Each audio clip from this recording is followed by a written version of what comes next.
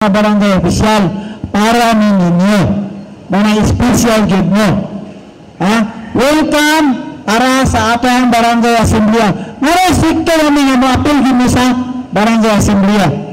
Kaya every time ngayon mo o barangay clearance, ang atong ibutang dito law-abiding citizen. Peace-loving citizen. Unya, maghatag ta ana dahil bisag barangay assembly di man gani mo apil dire di man gani mo apil sa barangay assembly gituyo na nato nga Domingo hapon para wala excuse pero bigya po nami ana kani karon salamat sa inyong pagsanong sa ato ang invitation para sa ato ang barangay assembly para na may update unsay mga balaod nga atong implement diri sa atong barangay o unsay mga proyekto nga ato nang accomplish o unsay kinahanglan nato nga i-accomplish kanang naata diri karon para sa update para ninyo dili para sa mga barangay official nga with that welcome para sa ato ang second semester barangay assembly ang mayong hapon ang God bless us all. Daghang salamat mo kito ang atong Piling Barangay Honorable Roland Viatos Sr. And now, to read to us the message of the Secretary of Interior and Local Government of the Philippines, Juanito Victor Catubang Dumula, we have our SK Chairman, Honorable Aiken Ray Lausa. And then, please.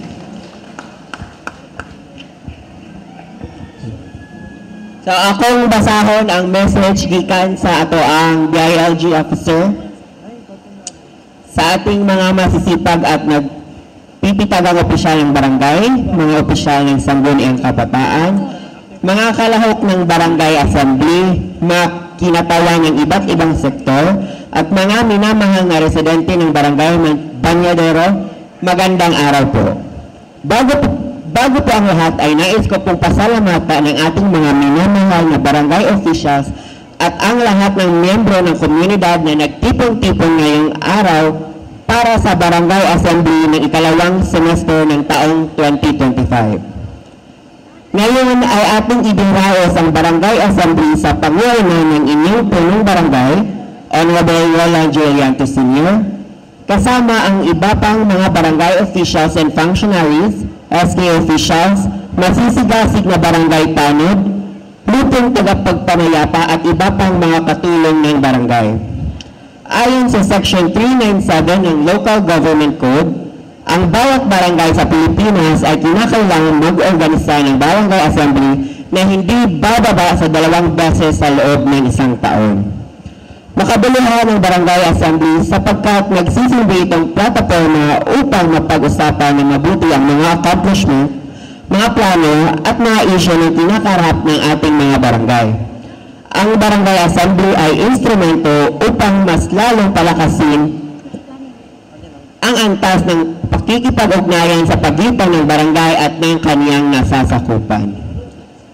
Ang tema ng barangay assembly ngayon araw ay araw ng pakikibahagi, solusyon at aksyon ating talakayin ngayong barangay assembly. Kung inyong mapapansin, ay binibigyang diin sa tema ng ating barangay assembly ang solusyon na makakamit gamit ang sama-sama nating aksyon. Ang tunay na good governance ay hindi lamang tungkol sa magandang performance ng barangay, kundi ito rin ay tungkol sa kung paano ang bawat isa ay nagiging kabahagi sa pagtukoy ng mga aksyon. Ang kagawaran ng interior at pamahalaan lokal ay ibinibigay importansya ang collective na pagpaplano sa barangay at multi-sectoral engagement upang mabigyang focus ang iba't ibang mga thematic issues na kinakaharap ng ating lipunan. Matatandaan na noong Mayo 12, 2025, ating isinisigawa ang 2025 national and local election kung saan nakapagtala ang COMELEC na pinakamataas na highest voter turnout pagdating sa midterm election kasaysayan ng Pilipinas. Iniulat ng COMELEC ang 82.20% voter turnout sa 2025 NLE. Ito po ay katumbas ng 57 million na botante ang bumoto sa 69 million total of registered voters ng Pilipinas. Dahil sa inyong aktibong partisipasyon sa pagpili ng ating mga leader sa national at local na level, na alam ko pinag-isipan niyo po ng mabuti at kinilatis ang mga kandidato, ngayon ay ating susundin ang kanilang mga plano at plataforma. Tungkulin natin sa barangay na gawin ang ating parte sa pag-implementa ng mga plano at programa ng ating mga leader mula sa national at local na level. Sa mga mamamayan ng Barangay Bañadero, nais ko pong hingin ang inyong personal na commitment na magiging aktibo ang inyong partisipasyon hindi lamang ngayong araw ng Barangay Assembly, kundi maging sa mga susunod pang mga aktibidad ng inyong barangay. Sa panunungkulan ng ating kalihim ng DILG, makaasa po kayo na mas lalo pa natin pag-iintingin at pagtitibayan ang mga serbisyong ibinibigay ng DILG. Magpapatupad pa tayo ng mas marami pang mga programa upang palakasin ang kapasidad ng ating mga local government units sa bansa. Katuwang natin ang mga barangay, non-government organizations, civil society organization, faith-based organization, academe at mga volunteers sa pagpapalakas ng mga serbisyong ihahandog natin sa mga nasasakupan. Bago po ako magtapos, ay nais ko pasalamatan ang mga miyembro ng Barangay Development Council o BDC, Barangay Anti-Drug Abuse Council o BADAC, Barangay Peace and Order Committee o BPOC, Barangay Council for the Protection of Children o BCPC, Barangay Disaster Risk Reduction Management Council o BDRRMC, Barangay Physical Fitness and Sports Development Council o BPFSDC, Lupon, ang ating mga barangay tanods, street sweepers, BHERT at iba pang mga barangay-based institutions. Sila ay magbibiyak na ang bawat isa sa barangay ay magbibigay ng angkop na serbisyo. Nais ko rin bigyan pansin ang ating mga city government officials, DILG regional at field officers para sa kanilang mga pagsisikap na mabigyan ng kakulangang tulong at assistant ang ating mga barangay. Maraming salamat sa inyong patuloy na pagsuporta sa mga proyekto at programa ng DILG. Sama-sama nating tatahaking ang maunlad na landas tungo sa bagong Pilipinas. Maraming salamat po muli at mabuhay po tayong lahat. Thank you very much, Arkin Ray Lasa, for reading the message of our Secretary of Interior and Local Government of the Philippines. I hope inyo po nasabtan kay Tagalog na ba ito, hasta pong taas na itong message. No? And so much for that, we are so blessed to have our visitors coming from the different departments of our city. And sa dilit na natin dugayin pa, atuang unahon ang atuang representative coming from the Solid Waste and Environmental Management Office. We have Mr. Joey Balsita.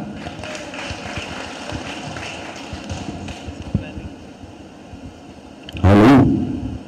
Mayong hapon na itong tanan.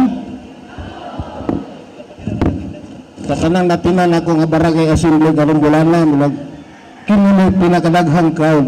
Dimot yun sa kanong kapitan pag ulog-ulog yung mga tao sa Bañadero. Halat na bulot ng Tibuok Corte. Ito, akong pagtao doon sa atong maptikong nagputan, Roman Lantos Senior, o ban sa mga konsihalis nga na-dire presence sa atong resource person sa from NGO, o kanayang tanang dire sa Barangay Bañadero, na ayon hapon atong tanan. Atong pinakarimapuna is aral ng pakikibahagi, solusyon at action ating talakayin ngayong Barangay Assembly. So, problema ng basura ni atong isgutan karong hapuna. Hello. Problema na? Problema ng basura o problema nga po mga katawan sa Barangay Bañadero? O sila pa, problema ng basura. Wala ang problema sa basura. Ang problema naman na po, kaya wala ta magsunod o na-practice sa eksaktong pagbulag-bulag sa mga klase sa basura. Kanina po na, ako lang i-conceptualize ha, na parang masabtang ng yun ninyo o kung sa problema yun yung itong mga basura sa itong syudad. Labi na yun sa inyong Barangay Bañadero.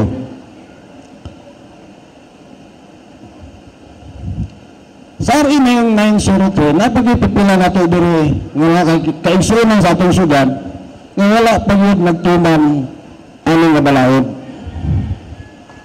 Base sa census karong tuiga from 2020 to 2025, natay population nga nabot og 140,334 population sa atong syudad.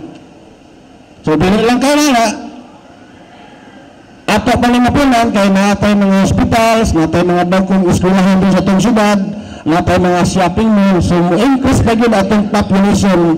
Ibutang pa lang o atong population sa itong syudad, i-run off na to into 150,000 population.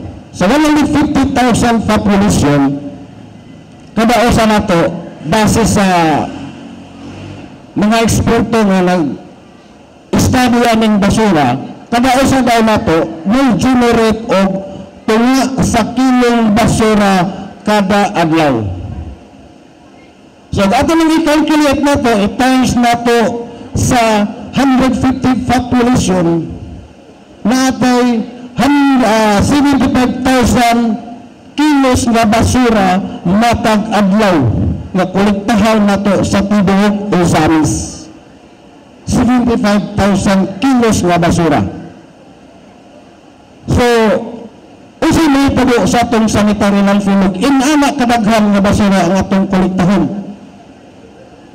Number 1, dali rama puno ang ato ang sanitary landfill. Ang atong sanitary landfill dili na pareha sa una nga nagput up ta og basurahan diha sa may bumbong or bagakay ba na nga part nga tanang basura ihanok lang nga ato dito. Kanang landfill may procedure ana,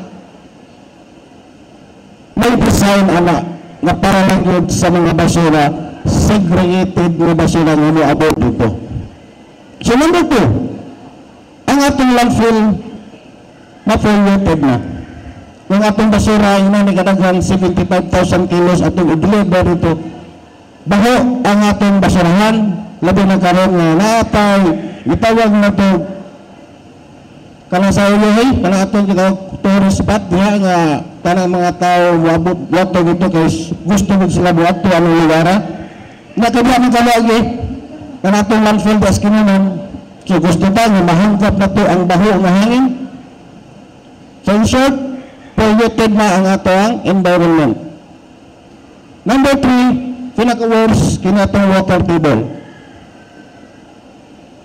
Mapiktahan sa gumikan aning lead sheet sa basura.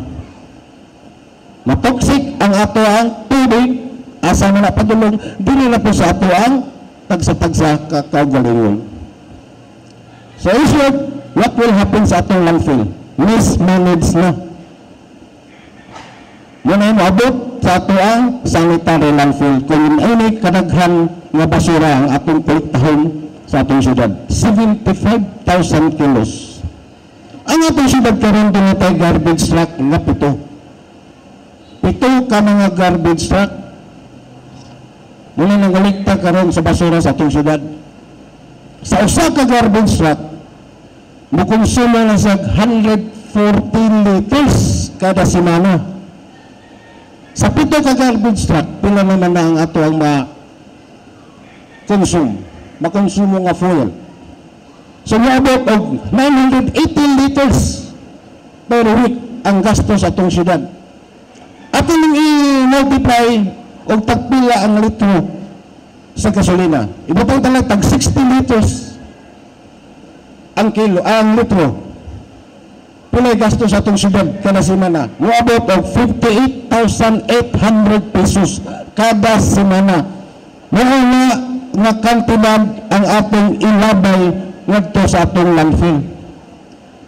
Sa usa ka bulan, pulay moabot, pulay gastos sa atong syudad.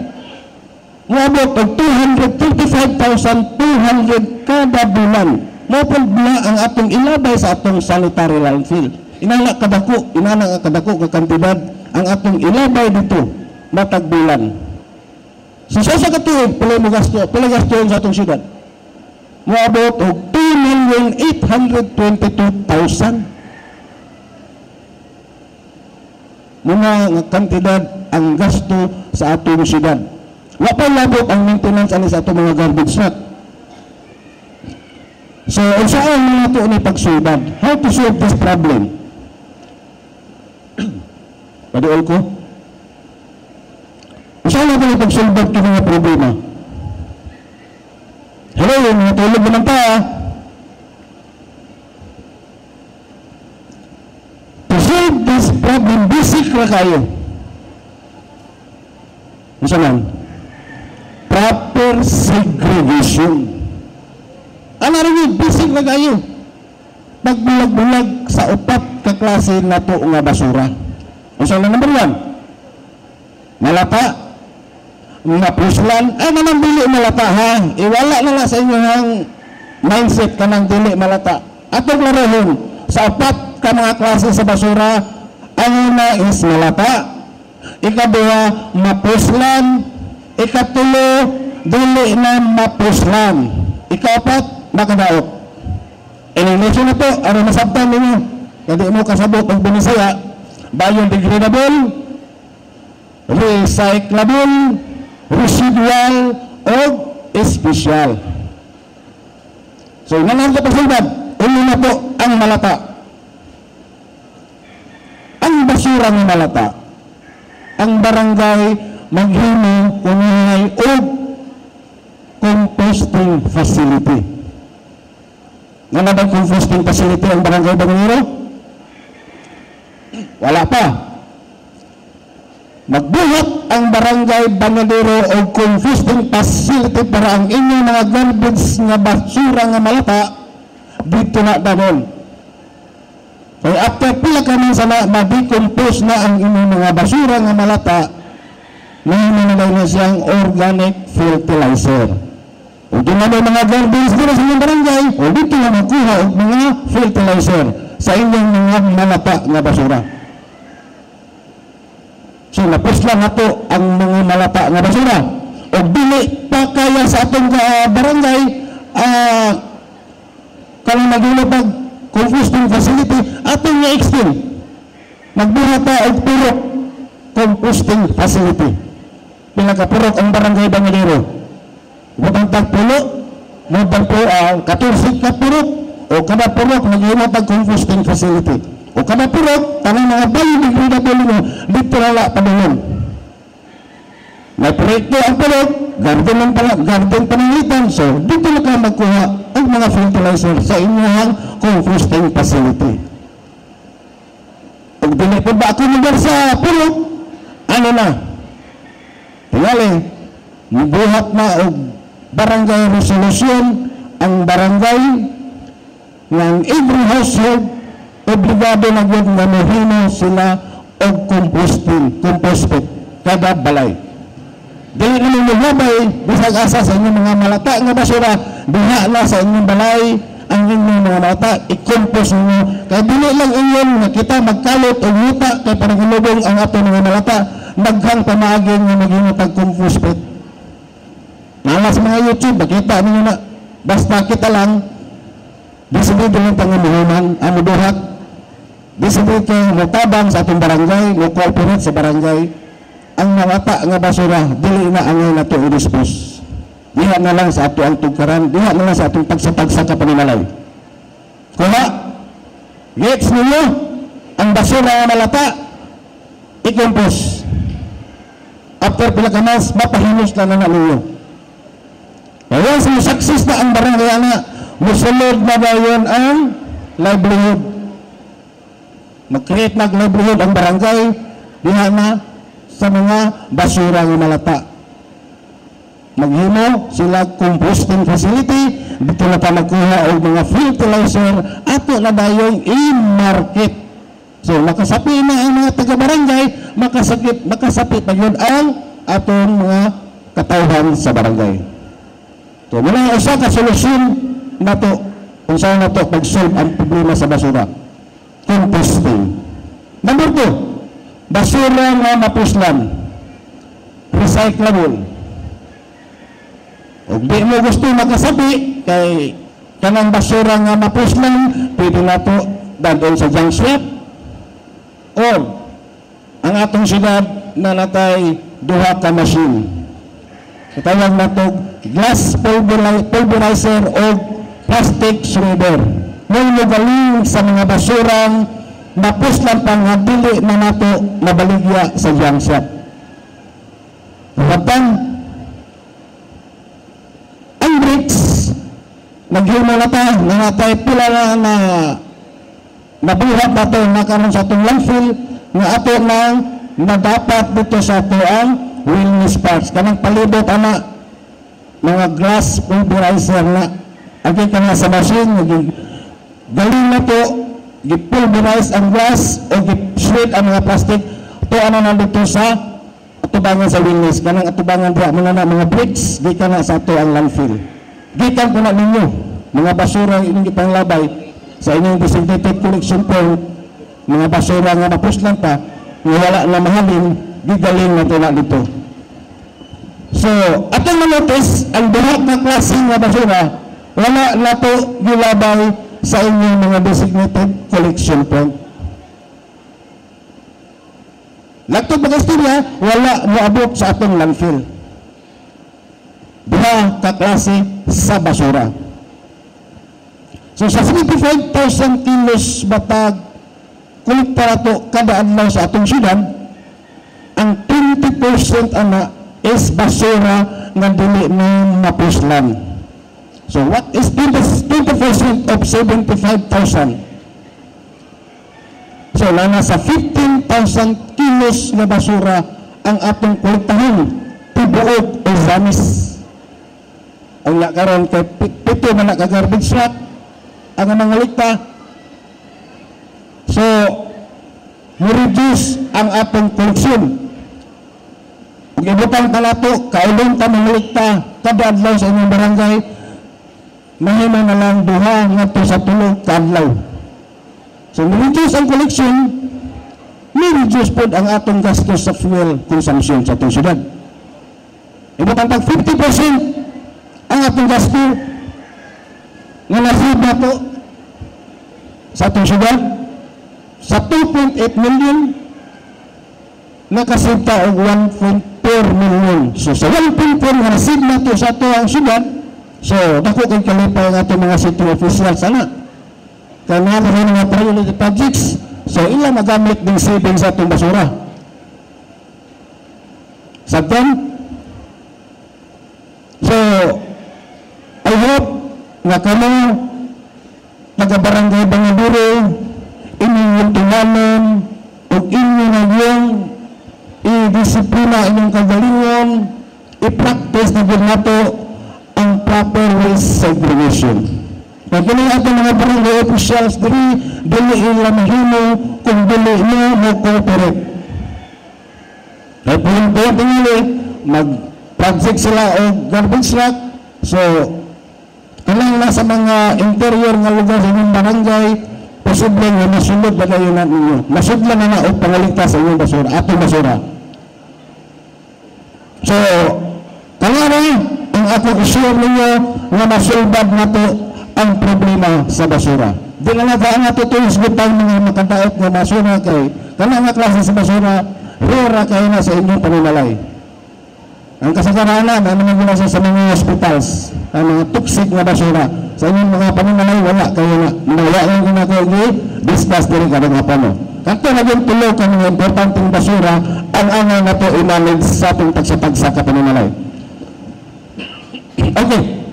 At before ko ngayon, sa ako ang mensahe, kaya na para tayo musunod na ako lang i-report doon sa inyong barangay, ang ganang mga violators. From 2020 to 2025. Gamay-gamay na pinili kumpara sa ibang barangay. Kaya ang barangay Bangaburo, parang ako, mga butang o busunod din sa Balaod. From 2020, ang barangay Bangaburo, 0 sa violator. Kapag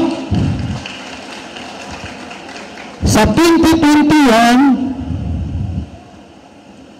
ang Bangaburo doon may usa ka violator aning failure to clean their own surroundings. Kinsa kanina? May usa. Pagpataka og labay sa iyang basura na apoy usa. Ay duha. Duha ka violator sa 2021. Din failure to segregate. Dunay tulo ka violator sa inyong barangay.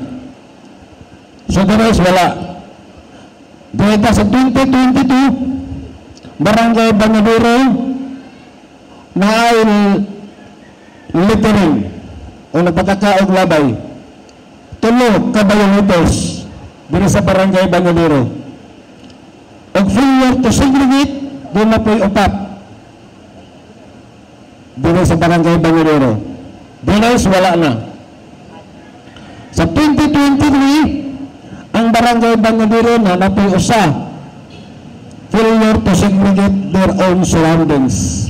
Kala dito, hindi mo manghilo sa inyong tugaran, then ma-report mo sa inyong silingan, i-report sa mga opisina, mabot din sa inyong tugaran ang usa ka enforcer pag-issue og citation ticket. Muna siya, failure to clean their own surroundings. Ay mo kumpiyansa yung silingan, na basta masukuha na ninyo, picture na ninyong tungod, kay hugaw, i-report sa mga opisina, adiha na. Appeal mo sa record, ani.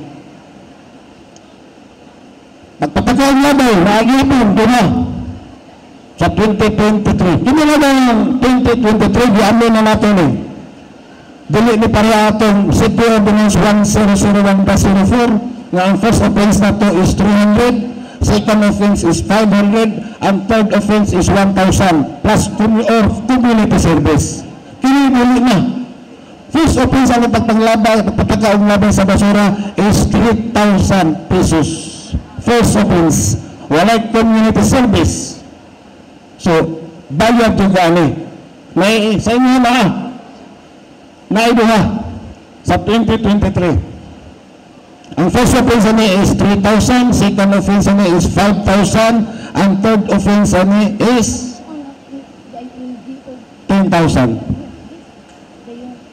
Ano? 3,000, 4,000, sorry ha, 3,000 first offense, 3,000 second offense, o 5,000 third offense.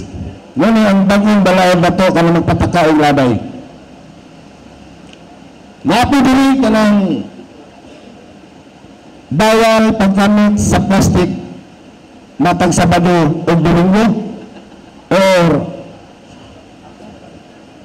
15 and 30. Sa inyo din ay tulo ka violators.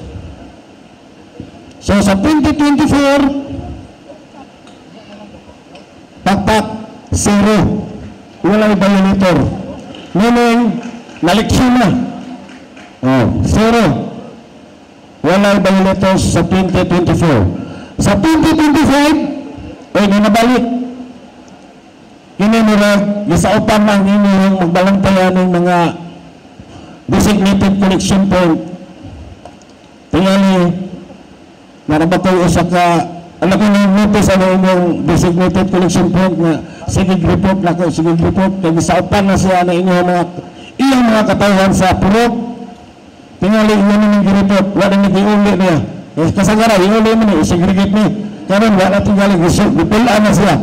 Ngunit, na-record doon, failure to segregate upat ka mga violators. Kinsa ka na madiri sa Barangay Bangadero, dahil sa paggamit sa plastic ang cellophane, doon ay 11 ka violators.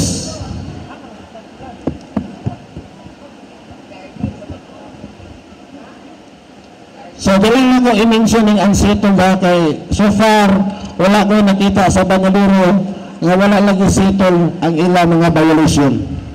So tingali, pagkadawag nila sa notice or citation ticket, ilang kayong gisito lang ilahang violation. So I hope na inyo kong nasabtan o pero na kong kutob o daghang salamat o maayong hapon natin tanan. Daghang salamat Sir Joel Balsita sa dugang pagpangdalo kabayan sa atuang mga basura. And I hope nga atuang gibutang po sa atuang hunahuna o sa atuang buhat puhon ang mga gipastorya ni Solo. And with that, we would also like to thank the efforts of our barangay workers, especially sa atuang mga purok president alang sa ilang pagbantay sa atuang mga basura na tagbuntag. And so much for that. Napapay ubang pa mga bisita para paghatag sa ilang mga message. At ang isunod, gikan sa atong city planning, we have Ma'am Lourdes M. Anyabieza. At ang pagpangkat.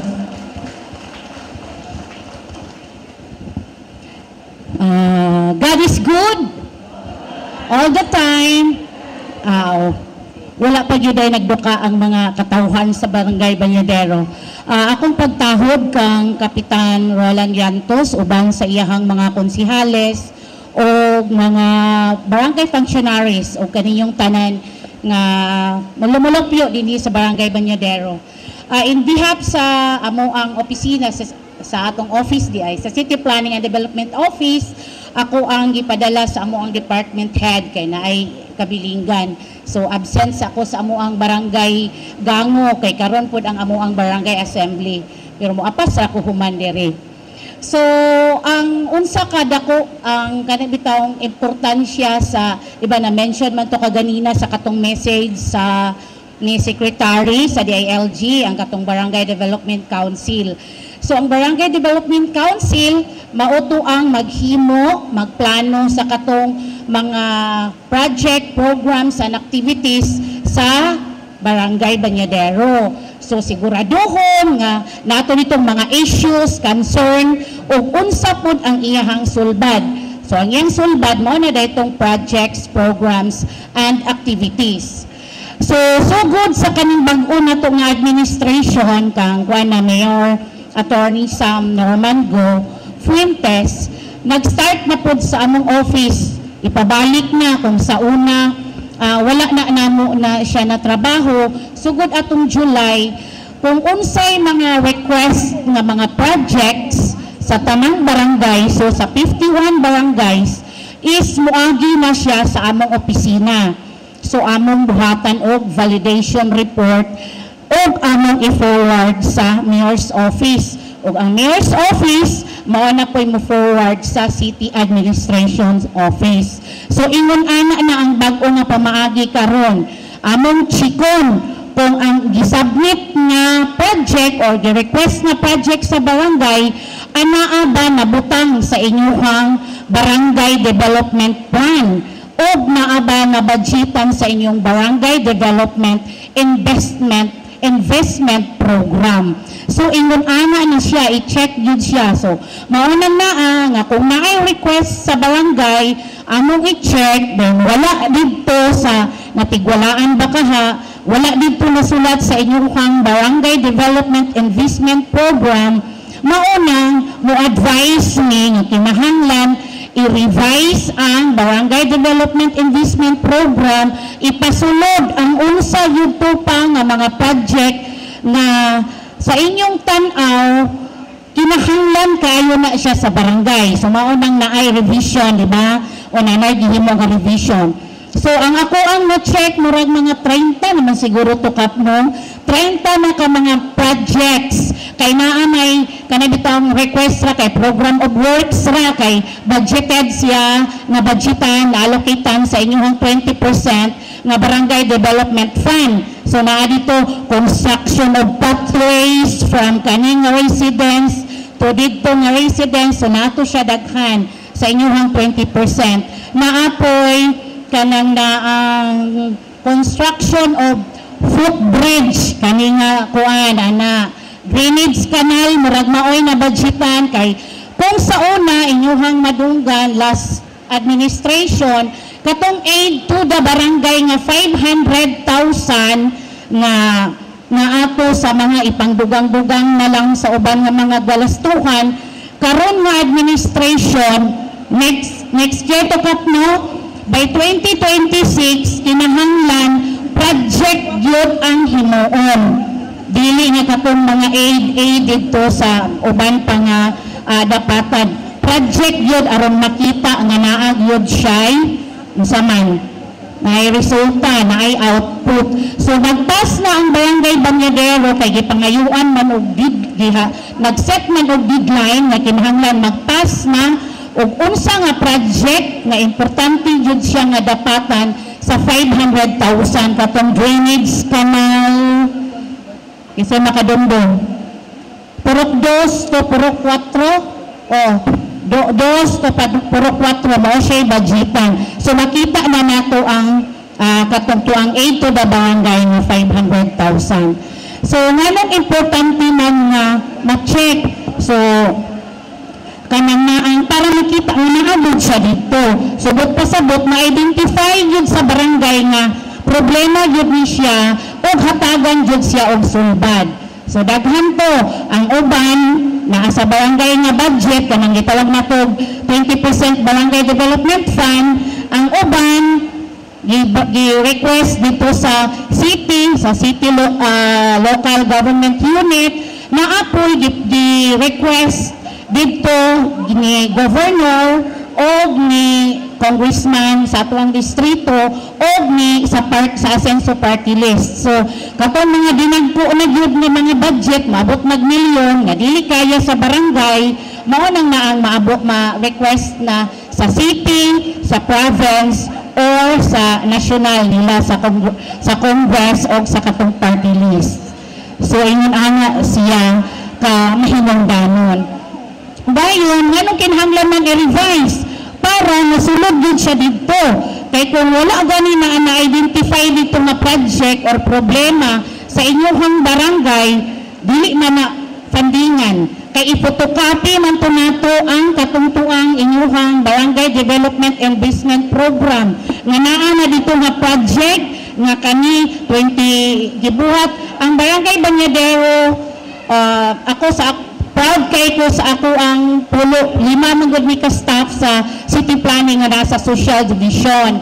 So 5 mi, so 51 man ang amo ang division chief maoy 11 ka barangay iyang gunitan i-assist. So kaming upat tagpulo mi. So proud ko sa ako ang barangay Banyadero ug sa ako ang pulo ka barangay kay kanang dali ira naka-pass sa ilaha sa inyong barangay development plan. O wala naglabad akong ulo. Dayon pag-check, mani correction, dali ra pod makakuan si Von o kuyugan pod ni kinsa to? Kato Melanie. Sila mag-adto dito sa office o nakakuyog pod si Kap katong nagpass sa mga projects. So daghang mga proyekto mo to akong giingon na maghulat na ng talabing sa barangay level kay program of works na ipass na to murag human na sa amuha, maghimog validation, dito na dahil na sa mayor and admin, sila na ang mupaso. Sila na ang mo-inform sa barangay. Sila na mo maghatag ko na approve na then for bidding, mga inana na. So, daghan to ng mga proyekto, abangan lang, labi na. Di na ko ma-memorize katong construction of pathways. Nato siya daghan. Footbridge, drainage canal, o uban pa nga mga projects. Dayon, gina-inform po, kinaaman ko tayo City Development Investment Program. So, sa ako na part, o ang akong mga kauban, ano tong gipakli ito, daghan ka ito, kay 700 to kabuok, sa giranking nila sa city, giranking sa atong city, unsa ang mga priorities. So, gi-inform na akong gi-inform si Von, kuha nga, Von, mauni ang mga projects. So, kung wala ni sa BDIP sa barangay, need nyo i-revise kay kanina ni funding para mauni ma-priority. So, ingon ana, katungtuang atuang coordination sa amuang na nag-assist sa mga barangay para mabulahan po ang katong ng taga-barangay, labi na katong mga kinahanglan jud kaayo ang mga projects. Mostly mga kwanto mga infra o uban pa nga kuan nga kanang ang katong mga activities dos Pinoy wala pa ko kadawat og mga activity para senior citizen. Ang ubang barangay na request sa celebration sa senior citizens mga ingon ana. So, inala lang siguro ang kapuntuang role sa City Planning and Development Office. Dahil dubang di ay, kung naapay mga people's organization, katibitang sektor sa senior citizen, youth, PWD, sa pamay, nabay IPs, Diris Bañadero, na indigenous peoples, wala na organize. So mas maayo na ma-organize katong akong mga women, mga inanang mga sektor. Kung wala pa na-register, it's either sa DOLI o kung daghan og kwarta ang organization na registered na sa SEC o kung daghan pa yun og kwarta na sila'y cooperative. So mas maayo nga magparehistro para na sa gani na ay kwan ba ka ng legal na identity ang mga organizations o naa siya dahil magpa-kwan po siya sa barangay o para ma-accredit po siya sa barangay nga kay dili man na ma-accredit kung wala kay registration is either DOLI, pinakakuan ang DOLI kay dali ra dahil naarapod sa orketa then dili kay siya gasto. So ingon niya na katong ako ang mga na-mention nga mga barangay. So kung magpa-assist mo, pwede ra pod mo moadto sa opisina sa City Planning and Development Office kay amo mong i-assist. So kana lang man siguro, daghan kayong salamat din. Congratulations kay daghan kaayo ang nag-attend sa karon nga barangay assembly. Daghang salamat ug maayong hapon kanatong tanan. Daghang salamat, Ma'am Lourdes. I remember the last time nga gitabangan kita ni Lourdes aron mapadali ang atong pagplano sa atong barangay, and we are so thankful for that. And so much for that para ma-energize ta karong hapuna aniya kitay intern mission member gikan sa atong talented barangay workers